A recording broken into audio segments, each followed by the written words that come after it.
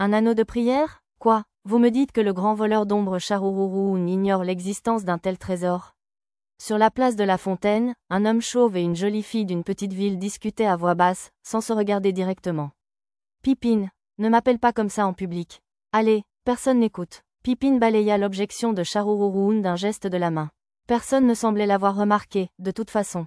Leur voix était masquée par le bruit de la fontaine, et ils utilisaient tous deux la ventriloquie pour parler sans bouger les lèvres. Alors, quelle est l'histoire de cet anneau? C'est un trésor sacré qu'il gardait caché au temple de Parion. On dit qu'il sera mis aux enchères. Sharuruun se souvint de la rumeur selon laquelle le temple de Parion avait été impliqué dans le chaos de fin d'année. Il lui semblait logique qu'ils soient obligés d'abandonner l'un de leurs trésors à cause de cela. Et alors, tu ne veux sûrement pas faire équipe? Et si je te disais que oui? Les sourcils de Sharuruun se froncèrent légèrement. Toi, Pippin le fantôme? Je n'y croirais pas. Vous me faites bien trop confiance, madame, dit Pippin en plaisantant. On n'a peut-être aucune chance une fois à l'intérieur des barrières du temple de Parion, mais une fois transporté à l'hôtel des ventes ou pendant la vente, je parie que tu pourrais le voler facilement, non? Bien sûr, c'est pour ça qu'on m'appelle le voleur d'ombre. Sharuruun jeta un coup d'œil furtif au visage de Pippin. La remarquant, l'homme esquissa un sourire narquois.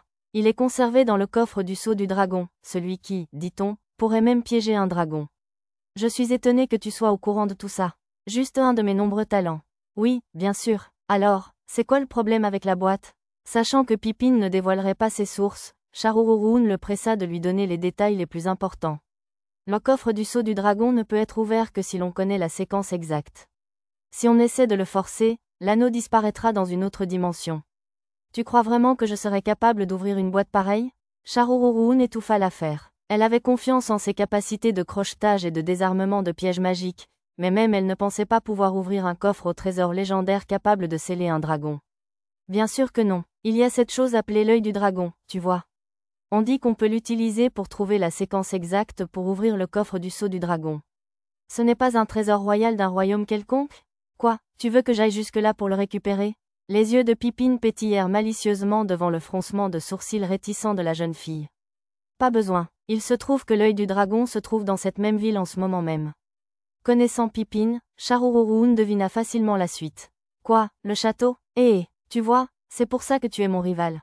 Eh bien, c'est le seul endroit où le fantôme ne peut pas entrer, non? Ce n'est pas que je ne peux pas, souffla Pippin. Je serai démasqué immédiatement. Alors tu veux que j'y aille et que j'y aille, hein? Pippin acquiesça d'un signe de tête. Si tu m'envoies courir comme une fille de course, je suppose que tu as une récompense pour que ça en vaille la peine, hein? Bien sûr. Je te procurerai des élixirs, des joyaux magiques fabriqués par Maître Gemma, tout ce que tu voudras. Je n'ai besoin d'aucun de ces deux-là. Tout ce que je te demande, c'est de m'aider à faire un boulot en échange. C'est simple, en fait, juste récupérer une personne dans un endroit un tant soit peu dangereux. Ça devrait être du gâteau pour toi, non? Certainement. J'irai à la base d'un culte de seigneur démon, dans un labyrinthe, comme tu veux. Ils échangèrent le geste de la clandestinité contre la signature d'un contrat. Pourtant, tu as énormément d'informations. Tu savais tout ça à l'avance? Oui, je l'ai découvert par hasard il y a 10 ans. J'attends qu'il quitte le temple depuis. Oui, c'est vrai. Sharuruun sentit un passé plus sombre derrière les paroles de Pippin, mais elle ne le pressa pas. Très bien, je compte sur toi pour récupérer cet œil de dragon. Avant le début des enchères, s'il te plaît. Sur ces mots, Pippin disparut brusquement. S'il te plaît, hein? Je n'ai jamais rien entendu de lui. Sur ces mots, Sharuruun retira son masque de jolie fille, ses traits simples se fondant dans la foule. Pendant que les voleurs mettaient leur complot à exécution, les nobles et les marchands commençaient à agir. Chez un duc, un anneau de prière. Quel objet gênant. Gênant, monsieur? Son bras droit regarda le chef de famille avec curiosité. En effet, s'il tombe entre des mains ennemies, il pourrait bien s'en servir à mauvais escient, et pourtant, nous n'en aurions que peu d'utilité si nous l'obtenions nous-mêmes. En êtes-vous bien sûr, monsieur? À mon humble avis, c'est un excellent objet pour guérir les maladies incurables, lever les malédictions, éviter une mort accidentelle, etc. HMPH, avoir un remède universel ou un élixir à portée de main suffit amplement pour ce genre de maladie et de malédiction. Même la mort peut être évitée si l'on négocie avec le bon temple. Un anneau qui exauce les vœux en priant les dieux est trop puissant pour des mains humaines. Le seigneur soupira. Alors, nous n'allons pas tenter d'enchérir, monsieur? Cadratin. Hélas, nous ne pouvons pas l'ignorer. Ce serait trop dangereux s'il tombait entre les mains de ces imbéciles de l'Ouest ou de quelque autre racaille. Si seulement Sa Majesté s'y intéressait, il n'y aurait pas de quoi s'inquiéter. Avec un autre soupir, le seigneur ordonna à son bras droit de préparer les enchères. Pendant ce temps, dans la demeure d'un autre duc. Un anneau de prière, dites-vous. Nous devons le gagner, coûte que coûte.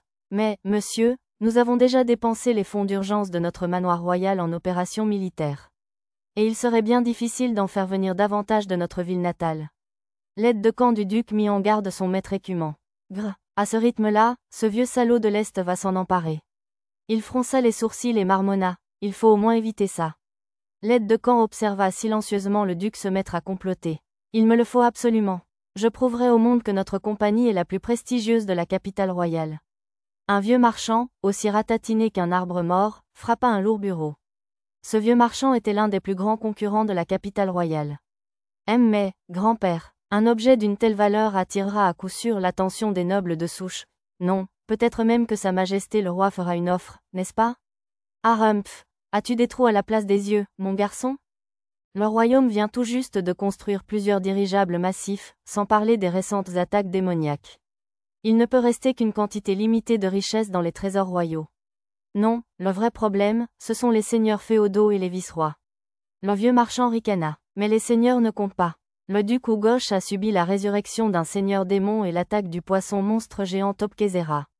Peu importe le duc Vistal, menacé de guerre civile par son propre fils. Le marquis Ganica est assailli par des pirates et des monstres, et le marquis Eluet est trop fiable pour s'en prendre à une telle chose. Certains comtes pourraient tenter l'aventure, mais leurs avoirs dans la capitale royale seront bien plus limités que dans leur propre royaume. Le petit-fils du marchand hocha humblement la tête. Rares sont les nobles de souche qui ont assez d'argent pour rivaliser. Mais il ne faut pas négliger les vice-rois, surtout le marquis Ashinon de la cité du labyrinthe et le comte Owen de la cité marchande. Nous devons préparer des œuvres d'art susceptibles d'attirer l'attention d'Ashinon et des bijoux qui intéresseront la femme de Owen afin de pouvoir les épuiser. Comme tu veux, grand-père. Permettez-moi de m'occuper des bijoux. Mon oncle trouvera sans doute des œuvres d'art dignes de ce nom. En effet, pensez à payer uniquement en espèces, pas par carte de crédit. Oui, bien sûr. Le petit-fils hésita un instant avant de répondre à cette dernière requête difficile. Les nobles de haut rang avaient tendance à préférer acheter à crédit, en faisant payer leurs factures. Il était généralement difficile d'obtenir leur paiement avant le mois suivant. Et maintenant, notre nombre ira enfin au sommet de la capitale royale. On ne nous comparera plus à ce rustre têtu ni à ses fouines.